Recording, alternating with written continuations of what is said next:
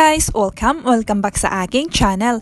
So sa video na to, ituturo ko sa inyo kung paano nga ba mag-register sa eGovPH sa inyong mga cellphone. Pero bago tayo mag-proceed, ay explain ko lang muna para dun sa mga hindi pa nakakaalam kung para saan nga ba yung eGovPH na ito.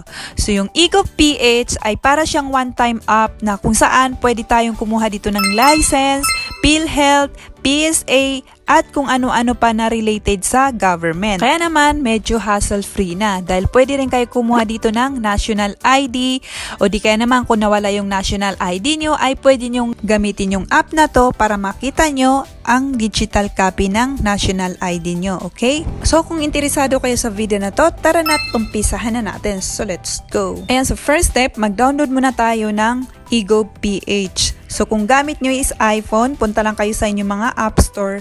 Pero kung ang gamit nyo naman is Android, punta lang kayo sa inyong mga Play Store. And then, hanapin or i-type nyo lang ang eGovPH. So, ganito nga pala yung itsura or logo ng eGovPH na ida-download natin. Ayan, so tap lang natin yung get. Pagka-tap natin, ay i-open lang natin ang app.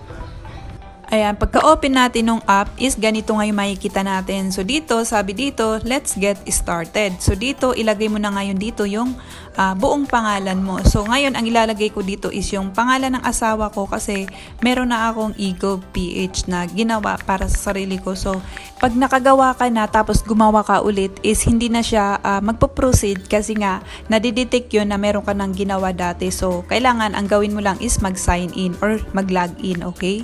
Ayan, so after nyo mailagay yung buong pangalan nyo, ay dito sa baba may nakalagay dyan na email address. So kailangan guys, ang ilagay nyo dito na email address is active. Kasi magsisend dyan ng code, tapos yung code kailangan nyo i-enter dito sa next step. Kasi kapag wala siyang code is hindi pa rin kayo makakapag-proceed. Ayan, so dito, sabi dito, enter email code. So yun yung code na isinend sa email na nilagay mo. Pagka nailagay mo na yung code dyan, ay ganito na ngayon makikita natin. Ayan, sabi dito, congratulations at nakagawa ka na ng account. Ayan, so dito, tap mo nga lang yung okay and then dito, tap mo naman itong continue. So after natin maitap yung continue, ay ganito na yung makikita natin. So kung mapapansin nyo, dito nga sa may search bar, may mga suggested na nga dyan gaya nga ng PhilHealth, Pag-ibig, PSA na pwede nyo ngang makuha sa app na to. Pero bago nga tayo makapag-search dyan, ay kailangan muna natin i-verify yung account natin. Kasi yung ginawa natin kanina is nag-create lang tayo ng account. Kaya naman, kailangan muna natin ito i-verify. So bago ka nga makapag-search dyan, ay kusa nga itong lalabas itong verify your account. So tap nyo lang itong verify now.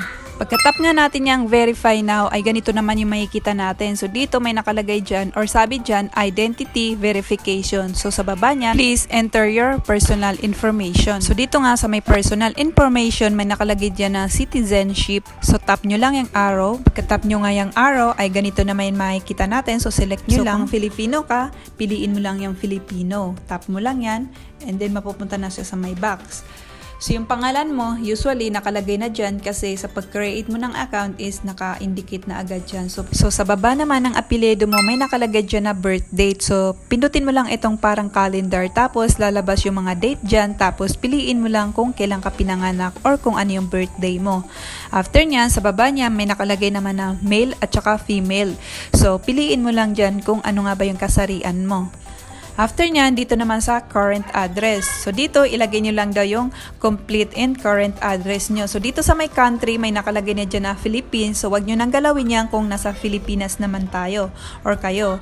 And then sa baba nyan, sabi dyan, state province. So tap nyo lang yung arrow and then lalabas na nga dito yung mga province. So select nyo lang kung ano yung province nyo. So for example, Bulacan. So select mo lang yung Bulacan.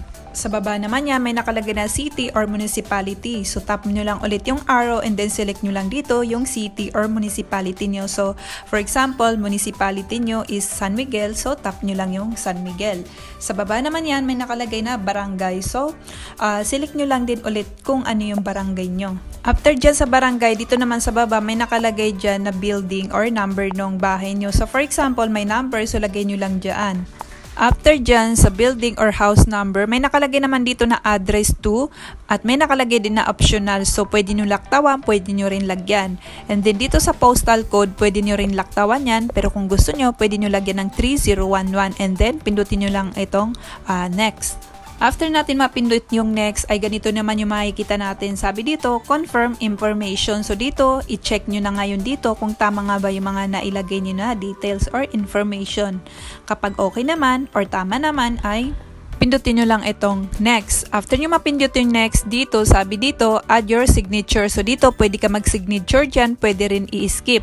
And then dito naman, sabi dyan, take live selfies. So pindutin mo lang itong kulay blue.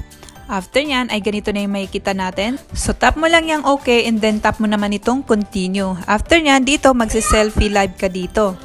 After nyan, ay dito ilagay nyo lang ang one-time password nyo para every time na mag-login kayo sa inyong app is yun yung ilalagay na password dito, okay? So I think ay hanggang dito na lang. Sana ay may natutunan kayo sa video natin for today or sana ay nakatulong ito sa inyo. Please give it a thumbs up kung nagustuhan yung video na to and subscribe sa aking channel para updated kayo sa iba ko pang i-upload na mga video dito sa aking channel. Thanks so much for watching!